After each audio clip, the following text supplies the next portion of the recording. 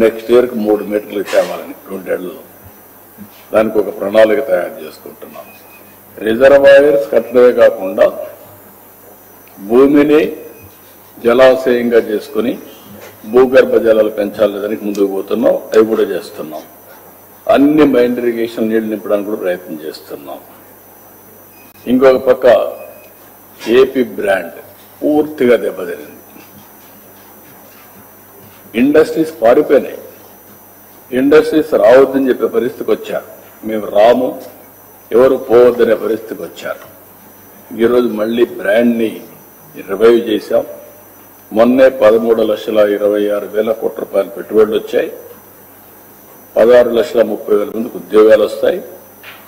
SIPB ఇప్పటికే 8,29,000 మందికి 8,29,000 కోట్ల రూపాయలు ఆమోదం చెప్పాం.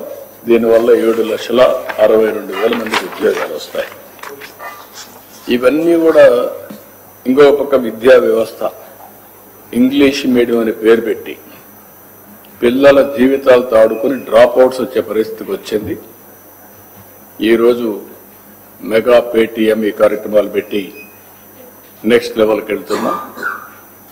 ఒకప్పుడు ఆల్ ఇండియా లెవెల్లో టాప్ 5లో ఉండే విద్యా వ్యవస్థను నాశనం చేస్తే మళ్లీ దాన్ని రివైవ్ చేసి టాప్ 3లో కానీ నెంబర్ 1 కానీ ఒక ఆల్టర్నేటివ్ ఎడ్యుకేషన్ ఆంధ్రప్రదేశ్ ఒక మోడల్గా తయారు చేయడానికి ప్రయత్నం చేస్తున్నాం. పల్లె పండుగ ఇలాంటి కార్యక్రమాలు పెట్టి రూరల్ ఇన్ఫ్రాస్ట్రక్చర్కి శ్రద్ధ పెట్టాం. వీళ్ళు మొత్తం పెట్టినటువంటి మామూలు కాదు. ఈరోజు మీరు చూస్తే అనేక విధాలుగా బిల్స్ అన్ని పెండింగ్ పెట్టారు. అవన్నీ ఉన్నాయి ఎడ్యుకేషన్ వ్యవస్థలో. పల్లె పండుగలు అయితే విలేజెస్ అన్ని కూడా ఇన్ఫ్రాస్ట్రక్చర్ తయారు చేస్తున్నాం. ఇంకొక పక్కన 5 ఏళ్లు ఒక్క రోడ్డు కానీ ఒక చెరువు కానీ ఏదీ కట్టలేదు. నిర్వీర్యం అయిపోయింది వ్యవస్థ. అవన్నీ రివైవ్ చేసి స్ట్రీమ్లైన్ చేస్తున్నాం.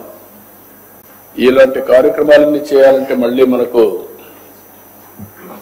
నేను ఒక మాటలో చెప్పాలంటే 85 లక్షల మెట్రిక్ టన్నుల చెత్త వారసత్వంగా ఇచ్చిళ్ళారు.